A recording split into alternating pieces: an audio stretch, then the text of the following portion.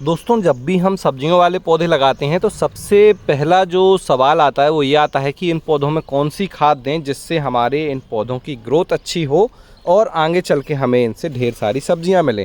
तो आज मैं आपको बताने वाला हूं इस वीडियो में कि मैं मेरे गार्डन में लगे हुए सब्जियों वाले पौधों में कौन सी खाद देता हूं, कैसे इनकी केयर करता हूं, आप कब कब कौन सी खाद दे सकते हैं जिससे आपके पौधों की ग्रोथ भी मेंटेन रहे और आगे चल के आपको यहाँ से ढेर सारी सब्जियाँ और फल मिलें।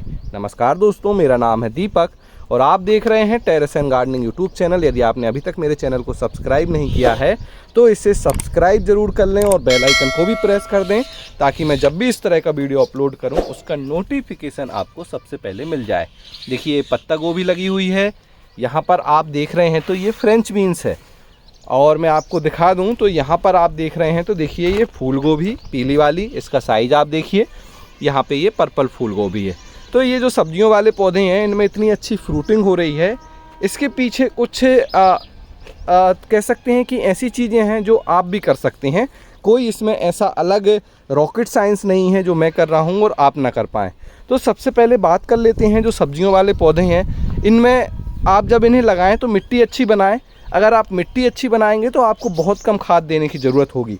मिट्टी में ज़्यादा से ज़्यादा गोबर की खाद, वर्मी कंपोस्ट मिलाइए, कोकोपीट मिलाइए, साथ में कुछ ज़रूरी ऑर्गेनिक पोषक तत्व होते हैं जो कि ऑर्गेनिक होते हैं और ज़रूरी पोषक तत्व प्रोवाइड करते हैं फर्टिलाइज़र, जैसे कि नीम खली, सरसों की खली, बोन मील, इस तरह की जो है फर्टिलाइज़र मिलाइए। मिट्टी बना लेने के बाद आपने पौधा लगा दिया है, उसके बाद कौन कौन से खाद देने हैं उस पर हम बात कर लेते हैं। तो सबसे पहले हर लगभग 15 दिन में आप इस्तेमाल कर सकते हैं वर्मी कंपोस्ट। वर्मी कंपोस्ट बहुत अच्छी खाद होती है, केंचुओं के द्वारा बनाई जाती है, गोबर की खाद का इस्तेमाल किया जाता है। तो उसमें बहुत सारे न्यूट्रिशन होते हैं, बहुत सारे माइक्रोब्स उसमें होते हैं और ये माइक्रोब्स जब आपकी मिट्टी में जाते हैं तो मिट्टी को और उपजाऊ बनाते हैं, उस मिट्टी से ज़रूरी पोषक तत्वों को बाहर निकालते हैं, जिसका इस्तेमाल हमारे पौधे करते हैं तो उनमें ग्रोथ अच्छी होती है, फ्रूटिंग अच्छी होती है। दूसरी हमारी खाद है, अगर आपको वर्मी कंपोस्ट नहीं मिल रही है तो आप गोबर खाद का भी इस्तेमाल कर सकते हैं। गोबर खाद में थोड़े से माइक्रोब्स कम होते हैं, लेकिन अगर आप अच्छे से सड़ी हुई फुल्ली डिकम्पोज गोबर की खाद का इस्तेमाल करेंगे तो आपको भी वही रिजल्ट मिल जाएगा जो वर्मी कंपोस्ट में मिलता है। एक बात का हमेशा ध्यान रखें कि ताज़े गोबर की खाद का इस्तेमाल नहीं करना है। ध्यान रखें, गोबर की खाद को भी आपको 15 से 20 दिन में एक बार देना है। इसके बाद अगर आप सर्दियों में सब्जियां उगा रहे हैं या गर्मियों में भी सब्जियां उगा रहे हैं और बहुत तेज़ गर्मी नहीं है तो आप सरसों की खली की खाद दे सकते हैं। बहुत अच्छी खाद होती है, सब्जियों वाले पौधों के लिए ग्रोथ बढ़ाने में बहुत हेल्प करती है, फूलों के लिए भी बहुत अच्छी खाद है। तो सरसों की खली की खाद को दो तरह से इस्तेमाल कर सकते हैं, पहला सॉलिड फॉर्म में मतलब ठोस रूप में, दूसरा लिक्विड फॉर्म में। तो अगर आप नए हैं, बिगनर्स हैं, तो आप इसका घोल बनाकर इस्तेमाल कीजिए। घोल बनाने के लिए 100 ग्राम सरसों की खली को 500 ml वाटर में घोल लीजिए, 1 से 2 दिन के लिए रख दीजिए। फिर उसमें लगभग 10 गुना, लगभग 5 लीटर पानी में उतना पानी मिला दीजिए और फिर उसको सारे पौधों में जब आप पानी देते हैं उसी तरह से आप दे दीजिए। सरसों की खली पर मेरा डिटेल वीडियो है कि सरसों की खली की खाद कैसे बनाते हैं, आप वह वीडियो देख सकते हैं, उसमें मैंने डिटेल में सारी चीज़ों को समझाया है। और सरसों की खली का खाद भी कितने दिनों में आपको यूज करना है, तो लगभग महीने में एक बार, बार बार उसका इस्तेमाल नहीं करना है। इसके अलावा अगर आपने मिट्टी बनाते समय बोन मील नहीं मिलाया है तो आप बोन मील भी दे सकते हैं। बोन मील सीजन में 1 से 2 बार ही दीजिए, बार बार नहीं दीजिए। जैसे आप देख रहे हैं ये टमाटर के पौधे हैं, अगर मैंने मिट्टी में बोन मील नहीं मिलाया था तो मैं अभी मिला दूंगा एक बार, बस बार बार नहीं देना है, इस चीज़ का ध्यान रखिए। इसके अलावा कुछ और फर्टिलाइज़र हैं, जैसे आप जो राख है, राख भी मिट्टी में मिला सकते हैं, लेकिन वो भी आपको सीजन में एक बार मिलाना है। चूना भी आप मिट्टी में मिला सकते हैं, सीजन में एक बार मिलाना है, बार बार नहीं मिलाना है। इसके बाद कुछ घरेलू फर्टिलाइज़र होते हैं, जैसे कि अंडे के छिलके हैं, उन्हें भी आप दे सकते हैं। चाय पत्ती की खाद है, आप उन्हें भी दे सकते हैं। अंडे के छिलकों का कैसे इस्तेमाल करना है उस पर डिटेल वीडियो मेरा पब्लिश है।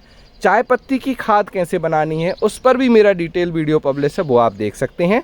सबसे इम्पॉर्टेंट खाद होती है किचन बेस्ड कंपोस्ट, जो मैं इस तरह से कंपोस्ट बिन में बनाता हूँ। ये देखिए मेरा कंपोस्ट बन रहा है। तो ये वाली खाद आप हर 15 दिन में दे सकते हैं। अगर आपके गार्डन में किचन बेस्ड कंपोस्ट आप बनाते हैं तो हर 15 दिन में आप सभी तरह के पौधों में किचन बेस्ड कंपोस्ट दे सकते हैं, क्योंकि कंपोस्ट में बहुत सारे माइक्रोब्स होते हैं साथ में हम उसमें अलग अलग तरह की कह सकते हैं कि छिलके डालते हैं, सब्जियों के छिलके, फलों के छिलके, गार्डन से निकलने वाले जो पत्ते हैं, तो उसमें काफ़ी अच्छा न्यूट्रिशन मिल जाता है जो कि पौधों के लिए बहुत फ़ायदेमंद होता है। तो किचन वेस्ट कंपोस्ट खाद का इस्तेमाल कर सकते हैं आप। ये कुछ ऐसी खाद हैं जो सबसे कॉमन यूज होती हैं वेजिटेबल प्लांट में, होम गार्डनिंग में। इसके अलावा बहुत सारी ऐसी खाद आती हैं जो रेडी टू यूज़ होती हैं। जैसे कि अगर आप छोटे से स्केल में कर रहे हैं, आपने 2-4 पौधे लगा रखे हैं, तो आप सीवीड फर्टिलाइज़र का भी इस्तेमाल कर सकते हैं। इसके अलावा प्लांट ग्रोथ प्रमोटर होता है, बायो NPK है, बहुत सारे फर्टिलाइज़र हैं, लेकिन जो सबसे कॉमन फर्टिलाइज़र थे वो मैंने आपको बता दिए।